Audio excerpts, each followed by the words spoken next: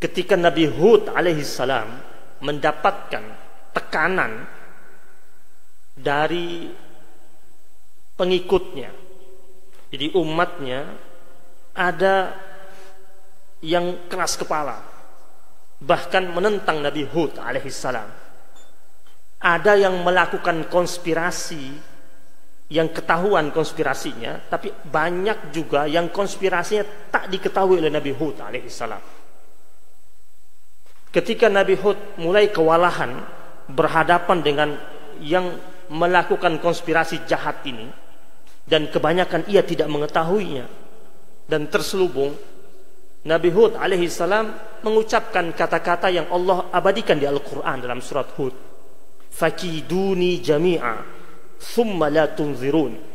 Nabi Hud berkata kepada kaumnya, fakiduni jami'a, kalian kaumku, lakukanlah konspirasi semau kalian,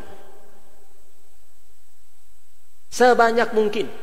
Thumma la tunzirun, lalu jangan setengah-setengah ya, ditantang sama Nabi Hud. Padahal dia kewalahan ini, tapi dia bilang apa? Udah lakuin aja deh. Kan banyak saya nggak tahu nih di belakang kalian buat seperti apa. Dan jangan setengah-setengah. Kenapa Nabi Hud begitu pede? Bahkan ditantang mereka. Ayat berikutnya Nabi Hud katakan, Inni tawakkaltu 'ala Allahi Rabbi wa Rabbikum. Aku Hud alaihissalam bertawakal kepada Allah, Tuhanku dan Tuhan kalian. Karena Allah cuma satu. Orang beriman Tuhannya Allah. Orang kafir Tuhannya siapa? Allah. Hanya mereka tidak beriman.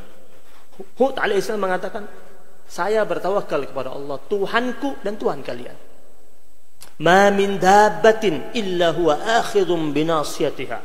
Kata Nabi Hud alaihissalam, tak ada makhluk yang berada di pentas raya ini, sebesar apapun, sekuat apapun, sekokoh apapun, atau sekecil apapun, atau bahkan tak dapat dideteksi oleh mata sekalipun, illa huwa akhidhun binasiyatiha, kecuali dia Allah yang menggenggamnya.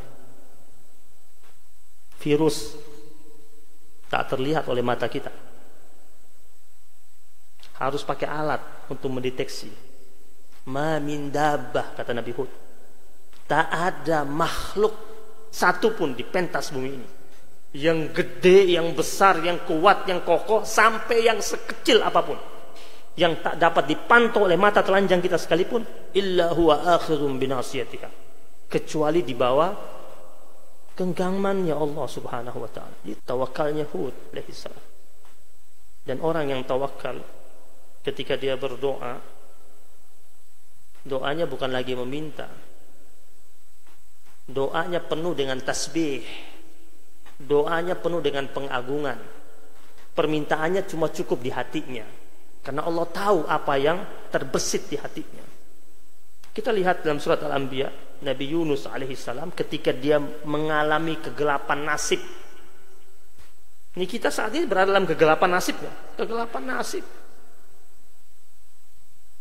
Banyak pabrik tutup, banyak yang berhenti dari pekerjaan, banyak yang masih kerja gajinya dipotong cuma setengah. Nabi Yunus mengalami kegelapan nasib. Wanada fi zulumat, dia bermunajat di tengah-tengah kegelapan nasibnya, la ilaha illa anta subhanaka inni kuntu minadh zalimin. Nabi Yunus ada permintaan itu? Gak ada. Ada ucapan Nabi Yunus, ya Allah keluarkanlah saya dari perut ikan ini.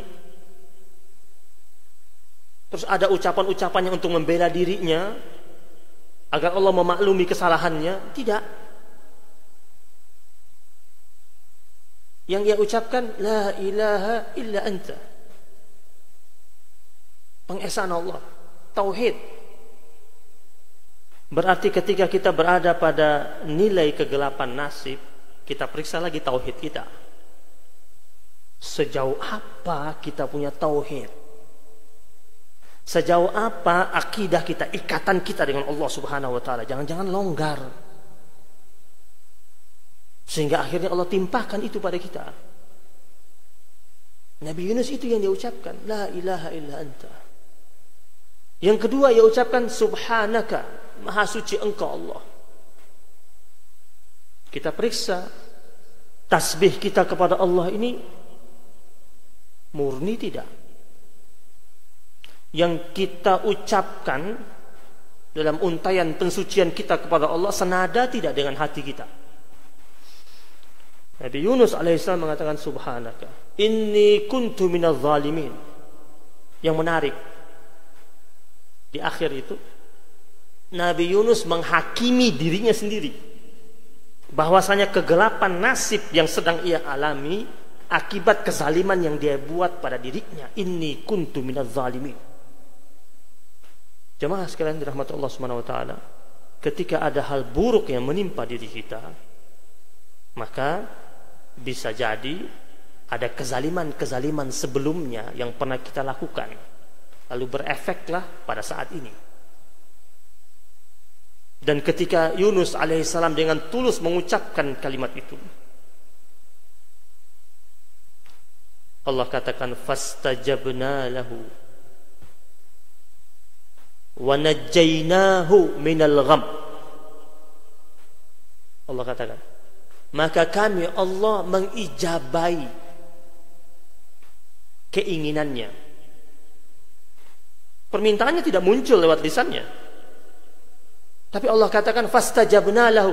Yang ada di hatinya, keinginan dia apa? Keluar dari perut ikan. Allah katakan fastajabna lahu wa najjaynahu, dan tidak hanya sekedar dikabulkan, Allah katakan wa najjaynahu minal gham, dan kami Allah Subhanahu wa taala menyelamatkan dia dari kemeranaan, dari kegelisahan, dari kekalutan, dari kegelapan nasib itu.